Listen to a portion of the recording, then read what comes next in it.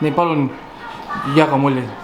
Ma olen täiesti vapustatud, et mul on võib-olla ainult üks kahetsus on see, et ma oleks tegelikult tahtnud näha seda 3D, IMAX, HFR, High Frame Rate, HDR, suure värvigammaga, Atmos, Pro Vision, Dolby laserprojektoriga, seepärast et lihtsalt see elamus ja see kunstiteos on seda väärt, et seda näha parimal võimalikul moel.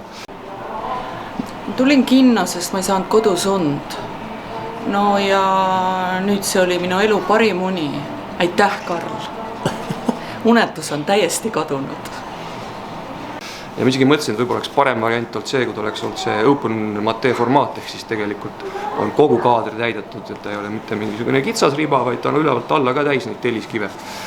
Minu arust selles filmis oli geeniusvalgatuse see täiesti olemas. Kui on tugev skeptiline, värv kuivab ja kui värv on kuivanud, saabus kulminatsioon, mida saalis mitte keegi ei oodanud. Värv on kuiv. Või kas ikka on? Vaata uuesti tähelepanelikult ja veendu. Ja siis avastus, vau, soovitan soojalt 2 käega. Aga mõtlesin, võib-olla esimese vaatamiskorraga see oleks liiga palju olnud, et siis seda kunstielamust silmades sisse ajada sellisel määral ja sellises kvaliteedis võib-olla palju, aga teisel korral vaataks küll kui võimalik.